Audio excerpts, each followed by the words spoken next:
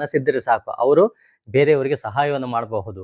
ಯಾವುದೇ ರೀತಿಯಲ್ಲಿ ಆ ವ್ಯಕ್ತಿ ನೆಮ್ಮದಿಯಿಂದ ಜೀವನವನ್ನು ಮಾಡ್ತಾನೆ, ನೆಮ್ಮದಿಯಾಗಿ ನಿದ್ದೆ ಮಾಡ್ತಾನೆ. ನಾನು ಯಾರಿಗೋ ಏನೋ ಸಹಾಯ ಮಾಡಿ ಬಂದೆ ಅಂತ ಹೇಳ್ಬಿಟ್ಟು.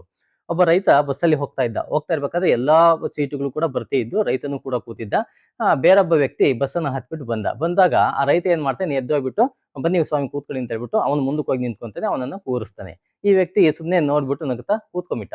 ಅದಾದ್ಮೇಲೆ ಬಸ್ ಒಂದ್ ಕಡೆ ನಿಲ್ತು. ಒಬ್ಬ ವ್ಯಕ್ತಿ ಆ ರೈತನ ಪಕ್ಕದಲ್ಲಿ ಕೂತಿದ್ದಂತಹ ವ್ಯಕ್ತಿ ಏನ್ ಮಾಡ್ದ, ಅವನು ಎದ್ಬಿಟ್ಟು ಬಸ್ ಇಳ್ದ. ಸರಿ, ರೈತ ಮತ್ತೆ ಕೂತ್ಕೊಂಡಾಗ ಇನ್ನೊಬ್ಬ ವ್ಯಕ್ತಿ ಯಾರೋ ಬಂದವನಿಗೆ ಅವನೇನ್ ಮಾಡ್ದ, ಎದ್ಬಿಟ್ಟು ಅವನಿಗೆ ಸೀಟ್ ಕೊಟ್ಟು ರೈತ ನಿಂತ್ಕೊಂಡ. ಹೀಗೆ ನೋಡ್ತಾ ಇದ್ರು. ಒಬ್ಬ ವ್ಯಕ್ತಿ ಏನ್ ಮಾಡ್ದ, ಮೊದ್ಲು ಬಂದು ಕೂತ್ಕೊಂಡವನು, ಅಲ್ಲ ಸ್ವಾಮಿ ನೀವ್ ಯಾಕೆ ನಿಂತ್ಕೊಂತ ಇದ್ರ, ಬಂದವ್ರಿಗೆಲ್ಲ ಸೀಟ್ ಬಿಟ್ಕೊಡ್ತಾ ಇದ್ರಲ್ಲ ಅಂತಂದಾಗ ಅವ್ನು ಹೇಳ್ತಾನೆ, ಅಪ್ಪ ನಾನು ಕೂಲಿ ಮಾಡತಕ್ಕಂಥವನು, ನನ್ನ ಹತ್ರ ಹಣ ಇಲ್ಲ ಸಹಾಯ ಮಾಡ್ಬೇಕು ಅಂತ ಹೇಳ್ಬಿಟ್ಟು.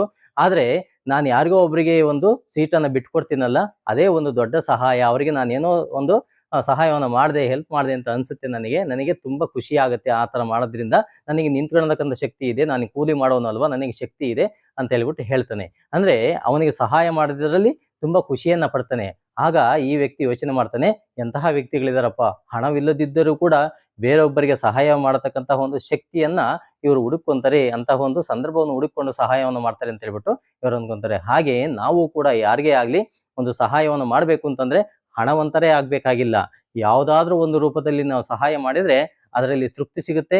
ಮತ್ತೆ ನಾವು ಮನೆಗೆ ಬಂದಾಗ ನಾವು ಯಾರಿಗೋ ಏನೋ ಒಂದು ಸಹಾಯವನ್ನು ಮಾಡಿದ್ವಿ ಅನ್ನತಕ್ಕಂತಹ ಒಂದು ತೃಪ್ತಿಯಿಂದ ನಾವು ಒಳ್ಳೆ ನಿದ್ದೆಯನ್ನ ಮಾಡಬಹುದು. ಬರೀ ಯಾರೂ ಕೂಡ ಇವತ್ತು ಉಪವಾಸದಲ್ಲಿರೋದಿಲ್ಲ, ಎಲ್ಲರೂ ಕೂಡ ದುಡಿದು ಜೀವನವನ್ನು ಮಾಡತಕ್ಕಂಥವರೇ. ಆದರೆ ಸಹಾಯವನ್ನ ಮಾಡಿದಾಗ ಸಿಗತಕ್ಕಂತಹ ಖುಷಿ ಬೇರೆಯವರಿಂದ ಸಹಾಯವನ್ನ ಪಡೆದಾಗ ಖುಷಿ ಸಿಗೋದಿಲ್ಲ. ಅದಕ್ಕೋಸ್ಕರ ಸಹಾಯವನ್ನು ಮಾಡೋದನ್ನ ನಾವು ಕಲ್ತ್ಕೋಬೇಕಷ್ಟೇ.